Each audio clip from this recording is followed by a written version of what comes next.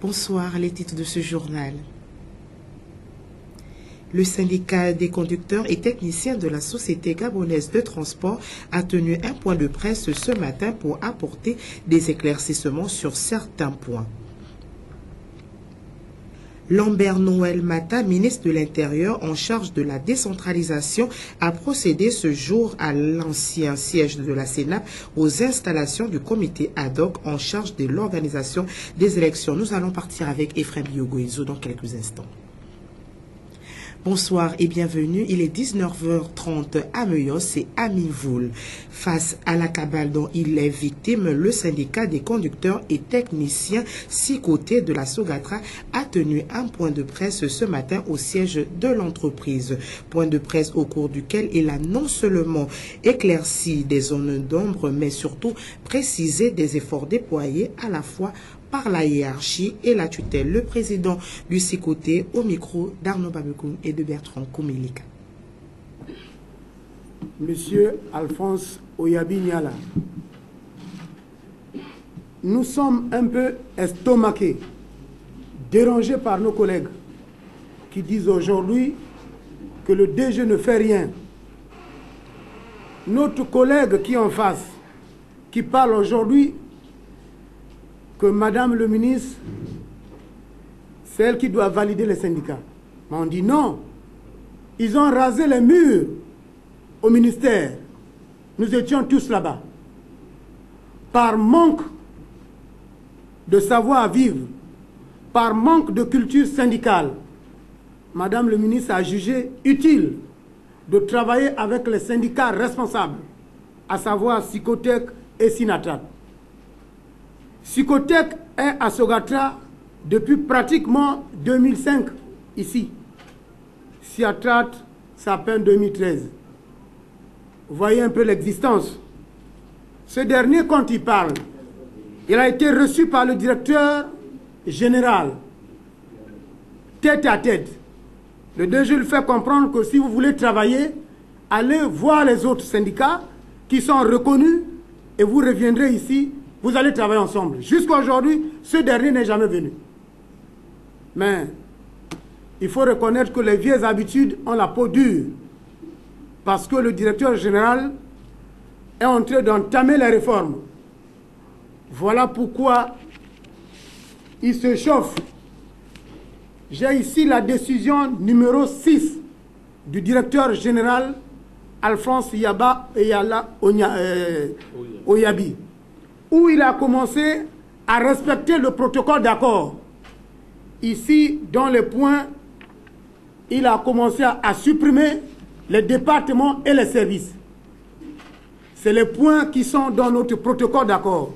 Je peux vous faire ça cadeau, vous pouvez regarder. Donc, nous ici, nous ne sommes pas là pour qu'il y ait la guéguerre. Nous avions demandé à nos collègues de venir, qu'on fasse chemin pour que Sogatra soit une bonne entreprise, pour que Sogatra puisse nous nourrir comme avant. Mais tapis dans l'ombre, pour ceux-là qui ont géré avant, ils sont toujours en train de pousser nos collègues à vouloir faire n'importe quoi. Nous disons non. Vous savez, dans le syndicat, si tu ne maîtrises pas les articles, si tu ne maîtrises pas le code du travail, tu n'es rien. Voilà la Bible du syndicat. Vous allez par exemple dans l'article 359, les procédures de règlement des conflits collectifs. Vous devrez savoir, vous avez la conciliation, vous avez la médiation et vous avez l'arbitrage. Nous avions sollicité Madame le ministre des Transports et de la Logistique. Grâce à elle, elle s'est levée en discutant avec le gouvernement. Sogatra était déjà au bord du chaos. Mais nous sommes désolés. Bien que le mouvement de grève lancé par la dynamique unitaire ne soit pas totalement suivi au sein de son ministère, le SAMTAC, président principal syndicat du ministère des Transports, par la voix de son président, dit adhérer à cette démarche. Écoutons-le au micro de Marie Lecom. De toutes les façons, vous savez que nous sommes en partenariat avec la dynamique unitaire. Nous sommes en train de réfléchir au-delà revendications sectorielles, il y a des revendications transversales, dont celles liées aux fameuses réformes iniques de M. Ogandaga. Là-dessus, nous sommes en train de nous concerter avec les autres syndicats du ministère des Transports pour déjà sensibiliser les agents sur le bien fondé de corser, de mener une pression vis-à-vis de Ogandaga. Et je pense que le moment venu, nous aviserons. Mais pour le moment, il faut reconnaître que la machine n'a pas encore pris à l'allumage. Donc nous tenons, nous personnellement, à s'arrimer à toutes les démarches que la dynamique unitaire a engagées de manière transversale. Donc pour nous, aujourd'hui, nous nous préparons et le moment venu, nous aviserons. Vous avez peut-être remarqué que depuis ces derniers temps, nous devenons plus virulents parce qu'on s'est rendu compte que finalement, au-delà de la responsabilité syndicale, il faut de temps en temps, pour se défendre, attaquer. Et donc c'est pourquoi nous allons dans la logique de l'attaque maintenant aujourd'hui, pour mettre hors d'état de nuire tous ces pseudo-syndicalistes à l'image de Mme Aminata et M. Minsa qui se sont spécialisés dans la prostitution syndicale. Merci. Un sujet à un autre, le programme de distribution des kits alimentaires et hygiéniques mis en œuvre par le ministère en charge de la protection sociale et de la solidarité nationale a été appliqué dans la capitale économique. Plusieurs personnes du troisième âge ont bénéficié des produits de première nécessité. Nous allons avec nos confrères de Média Plus. La direction provinciale des affaires sociales a servi de cadre à la rencontre qui visait à la distribution des kits alimentaires et hygiéniques composés essentiellement de produits de première nécessité à l'endroit des personnes du troisième âge vivant dans la capitale économique issues des couches défavorisées de la population. Rencontre à laquelle prenaient part les autorités politico-administratives, en tête desquelles le gouverneur de province et les représentants des organisations non gouvernementales œuvrant pour la protection et le soutien des personnes du troisième âge. Sous le mandat du ministre d'État, ministre en charge de la protection sociale et de la solidarité nationale, un programme de distribution de kits alimentaires et hygiéniques a été adopté pour l'ensemble des provinces. Donc ce programme, c'est une stratégie qui a été appréciée par les plus hautes instances de la République, notamment, j'ai cité son Excellence, le chef de l'État, Ali Bongo Ondimba. Dans les mairies, dans certains départements, il y a déjà des sections œuvres sociales. Donc ces différentes sections-là ont déjà des personnes, ont des listes. Donc ce que nous avons fait, nous avons tout simplement contacté ces personnes-là, nous avons exploité les différentes listes et nous avons également fait le porte-à-porte parce qu'on avait besoin de 125 noms. Donc c'est comme ça qu'on a constitué notre échantillon. Une activité qui répond aux orientations du président de la République quant à sa politique sociale qui vise à l'amélioration des conditions de vie des populations, particulièrement celles issues des couches défavorisées. Aussi, recommande-t-il que des actions de solidarité similaires soient entreprises de façon régulière en l'endroit de ces populations. On a coutume de dire que s'il y a pour un, il peut aussi avoir pour deux. Et si ce petit un peu se répète dans la durée, alors il est plus que certain que des conditions de vie décentes pourront être offertes aux populations. À l'issue des différentes interventions, le gouverneur de province, puis le maire du 3e arrondissement, procéderont tour à tour à la remise symbolique des kits aux bénéficiaires. Ce sont en tout 125 kits qui ont été distribués aux personnes dont l'âge varie entre 60 et 90 ans, comprenant chacun, entre autres, un sac de riz de 10 kg, 3 paquets de sucre, 30 boîtes de sardines, 12 morceaux de savon pour la lessive, 3 bouteilles d'huile, 3 boîtes de lait, 3 dentifrices, des brosses à dents et du sel de cuisine. Toujours à Port-Gentil, où le personnel du centre médical Onanga Cécile, situé dans la commune d'Amboué, de plus en plus exposé aux mauvaises conditions de travail, des lits en mauvais état, des murs dépeints. Voici le manquement que rencontre ce centre médical depuis des mois. Repartons avec nos confrères de Média Plus. Depuis plusieurs années, les infirmières sages-femmes et les docteurs affectés au centre médical Cécile Onanga de la commune d'Omboué travaillent dans de très mauvaises conditions. Ici, ça fait pratiquement 18 ans que je travaille. Donc vraiment les conditions qui sont ici ne sont pas réunies. Hein? Nous avons beaucoup de manque de matériel ici. On ne peut plus garder les femmes ici. Une fois l'accouchement est terminé, on les renvoie chez elles parce qu'il n'y a pas de salle d'observation, il n'y a pas de salle en fait pour les garder pour 2-3 jours pour se faire la suite de couches comme d'habitude. C'est sur ce lit, devenu obsolète, que les sages-femmes ont coutume de faire accoucher les dames. Ça, c'est pas un lit d'accouchement en ce moment. Ça, c'est quand même un lit qu'il faut que les gens envoient à la poubelle. Parce que ça a des conditions très difficiles. On ne peut pas donner des conditions comme celle-là. C'est difficile. La rue est là. Et ça, c'est quand même pour apporter encore d'autres maladies aux accouchés qui viennent, même au niveau des qui naissent. Hein? On ne peut pas donner carrément encore de multiples maladies aux malades. Nous sommes dépourvus de tout. Et lorsqu'elles se retrouvent avec plusieurs d'entre elles en travail, elles adoptent d'autres stratégies. Quand il y a une femme qui accouche, nous sommes obligés de mettre l'autre à terre, en attendant qu'on peut accoucher l'autre. Dans quel état? Maintenant, si ça ne se passe pas bien, on dira que les femmes ont mal fait. Regardez vous-même. Les moustiques après la caisse. Il n'y a pas de clim. Des conditions de travail très précaires qui doivent attirer l'attention des pouvoirs publics et privés. Nous demandons aux autorités administratives et compétentes, voire le président de la République, pour revoir un peu la situation du département de Timboué. Parce qu'il n'y a pas seulement que la commune de Domboué, il y a aussi le département de Timboué en général. Hein? Donc ça, là, sincèrement, on ne peut pas rester dans des conditions comme ça. Sinon, c'est parce que nous aimons notre travail. Sinon, on devait déjà arrêter tout ça là. On ne peut pas travailler dans des conditions difficiles comme celle-là. Pour éviter le pire, les cas les plus graves sont souvent évacués du côté des cliniques et hôpitaux de la ville de Port-Gentil. De retour à Libreville, plus précisément sur la Nationale 1, où les membres de la Fondation Orema Gélévé ont offert une journée récréative aux personnes du 3e âge du Centre national de gériatrie gérontologie de Mélène. Une action qui rentre dans le cadre des activités de cette association qui signifie la main sur le cœur. Nous allons avec notre confrère Pierre Parfait Badiko. Conduit par Rita Blandine Lebondo Le Mali, les membres de la Fondation Orema Gélévé, connu pour ses actions caritatives, notamment en faveur des personnes démunies, ont partagé une journée récréative avec les personnes du 3e âge du Centre national de gériatrie gérontologie de Mélène.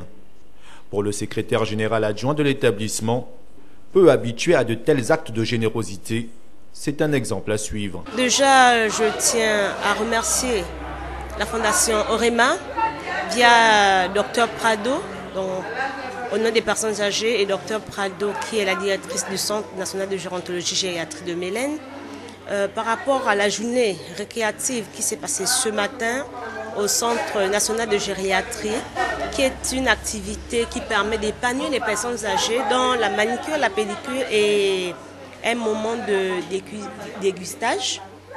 Donc, ce sont des actions à encourager. Ce sont des actions à féliciter, et nous interpellons d'autres ONG et d'autres fondations à répéter des activités à l'endroit des personnes âgées. Rita Blandine Lebondo Le Mali, dont les interventions publiques restent millimétrées, a exprimé toute sa satisfaction. Alors on est là cet après-midi pour apporter un peu de baume au cœur aux personnes âgées. On est venu cet après-midi pour leur faire un petit lifting. C'est-à-dire qu'on leur a fait une manicure, une pédicure et un make-up avec des shootings. On leur a fait des photos et on leur a offert un goûter. Hein? Mais on n'est pas venu les mains vides, on est venu aussi avec de la nourriture, du poulet, de la viande, du riz, de l'huile, du lait, des biscuits, des bonbons, parce que ce sont les personnes âgées qui aiment ces choses-là.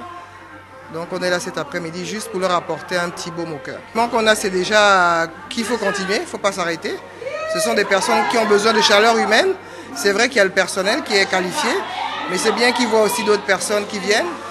Donc l'appel que je vais lancer, c'est que d'autres personnes fassent la même chose que nous, parce que bon, on n'a peut-être pas assez de moyens pour faire ça tout le temps comme ça, mais si plusieurs associations, plusieurs personnes viennent faire ça, ça apporte quand même un baume au cœur à ces personnes-là qui se sentent un peu délaissées. Pour la Fondation Orema Guilewe, c'est un devoir de société de venir en aide aux personnes âgées. Cette journée récréative a été initiée sur fonds propres. Pas besoin d'avoir de gros moyens pour faire du bien. Rien à voir avec ce qui précède, un point de presse de clôture a été tenu du côté du méridien Rendama de Libreville par le secrétaire général de Cité Gouvernement Uni d'Afrique. Ce dernier, durant son intervention, a fait le point sur la réunion stratégique régionale de la CGLU. Reportage de Sabrina Pendi. La réunion stratégique régionale de Cité et gouvernements locaux unis d'Afrique, qui a rassemblé ici à Libreville d'importantes personnalités du Gabon et celles venues de plusieurs autres pays 2 jours durant, est arrivée à son terme. Jean-Pierre Elong Bassi, en sa qualité de secrétaire général du CGLU Afrique, a fait le point de cette rencontre. Nous avons parlé de la préparation du renouvellement des instances de notre organisation. Et nous avons au cours d'Africité, nous avons une assemblée générale de notre organisation et une assemblée générale du réseau des femmes milieux locales d'Afrique référent. Et chaque région doit envoyer un certain nombre de personnes à la direction de notre organisation. Alors, pour le cas de l'Afrique centrale, il s'agit de 9 membres qui vont participer au Conseil panafricain. 3 membres qui vont participer au comité exécutif, qui est l'organe politique de direction de notre organisation, et un membre qui va participer à la présidence de notre organisation. Ce que nous avons fait aussi ici, c'est prendre connaissance de nouvelles responsabilités que l'agenda africain et l'agenda mondial attribuent aux collectivités territoriales. Après Libreville, les 16 et 17 avril 2018, d'autres régions d'Afrique abriteront elles aussi cette réunion traditionnelle qui vise à mettre sur pied des stratégies afin de contribuer considérablement au développement des villes.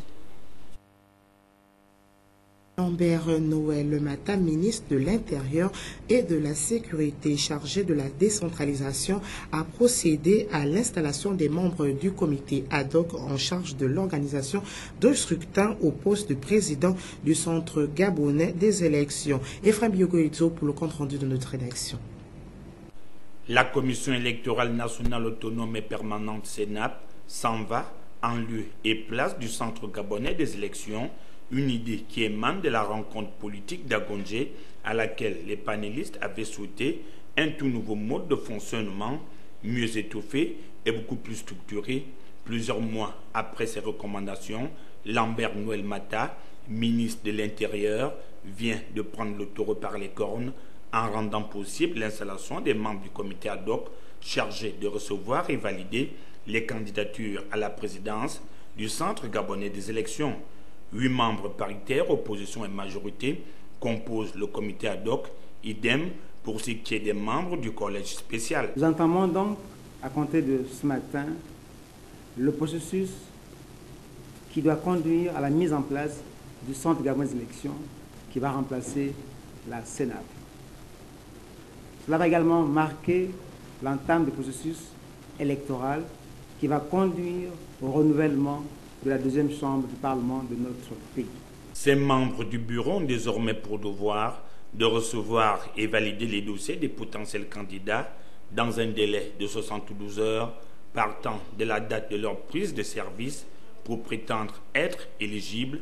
Les intéressés devraient être âgés de 45 ans tout au moins. Conformément aux dispositions de la loi électorale, du code électoral,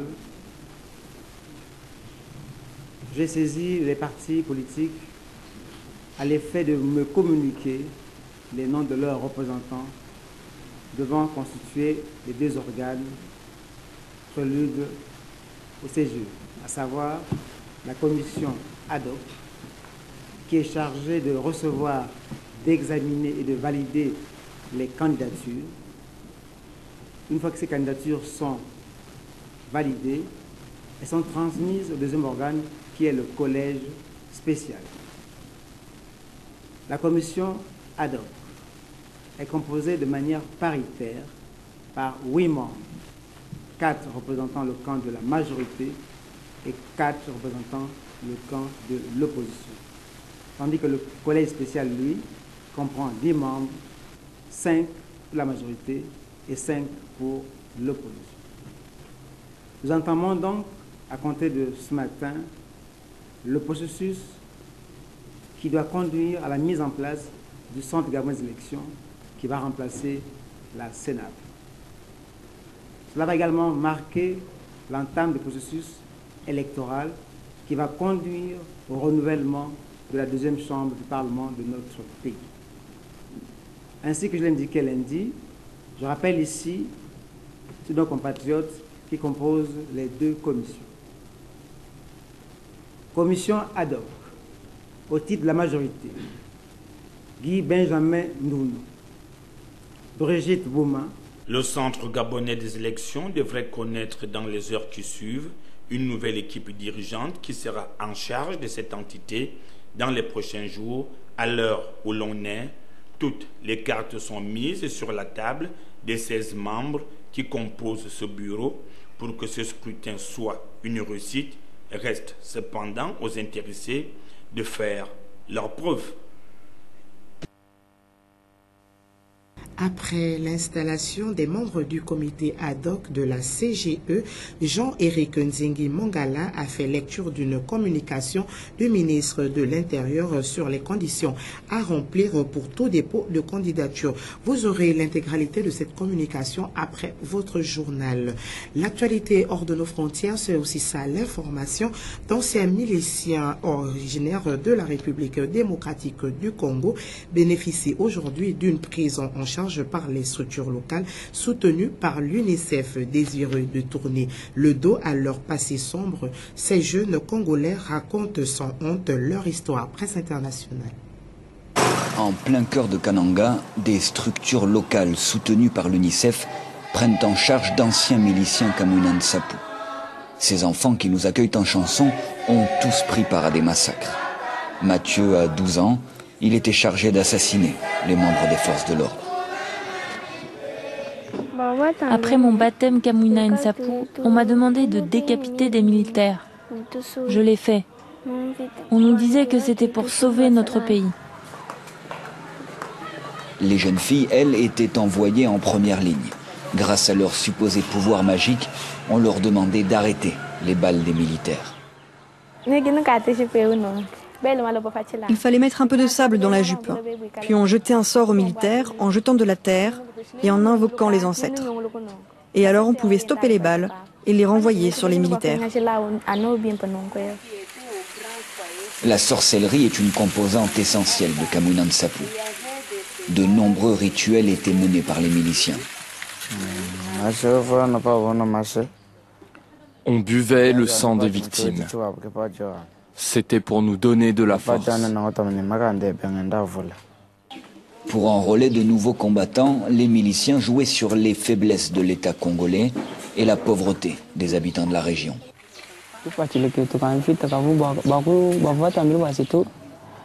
On nous avait promis une vie meilleure. Ils disaient, vous n'avez rien à manger, rien à boire, on va vous aider à prendre les choses en main, à avoir votre indépendance. Les choses vont s'arranger, vous verrez. Aujourd'hui, c'est avec ces anciens miliciens, souvent mélangés à la population, que les Kassaniens doivent panser leurs plaies, afin de pardonner et peut-être un jour oublier.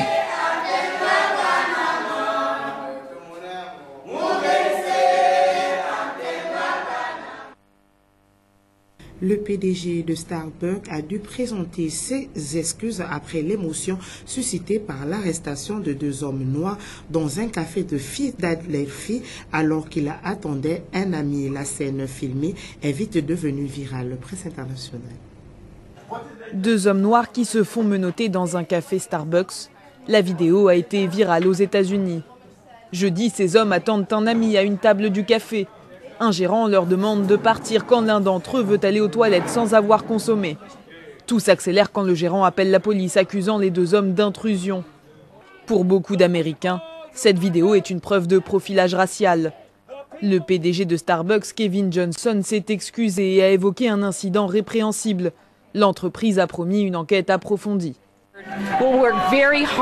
Nous allons faire en sorte d'assurer une meilleure formation et d'engager des employés qui sachent reconnaître une situation qui présente une discrimination.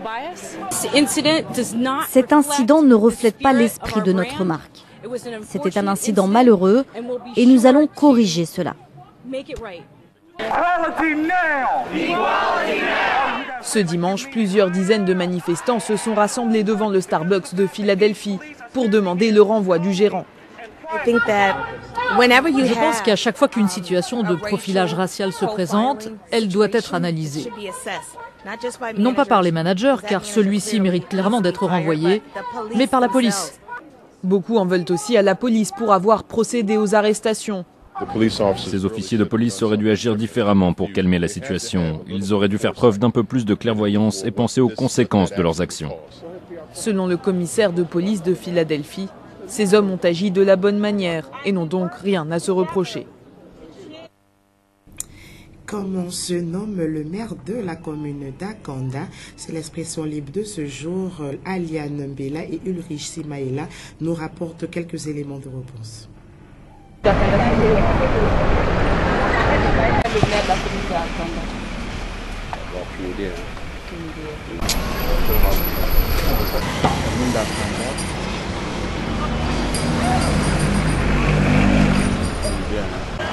Au maire de la commune d'Akanda.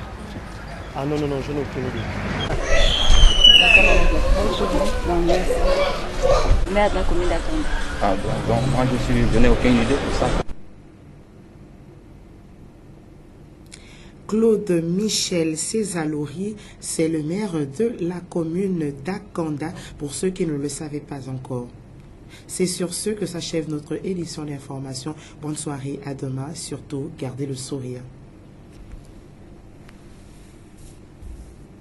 Ministre de l'Intérieur, de la Sécurité, chargé de la décentralisation et du développement local, vu la Constitution, vu la loi 796 du 12 mars 1996, portant dispositions communes à toutes les élections, ensemble les textes modificatifs subséquents, vu le décret numéro 0333 du 28 février 2013, portant attribution et organisation du ministère de l'Intérieur, de la Sécurité publique, de l'immigration et de la décentralisation, vu le décret numéro 0473 du 28 septembre 2016, portant nomination du Premier ministre chef du gouvernement, vu le décret numéro 00474 du 2 octobre 2016, fixant la composition du gouvernement de la République, ensemble les textes modificatifs subséquents, vu les nécessités de service.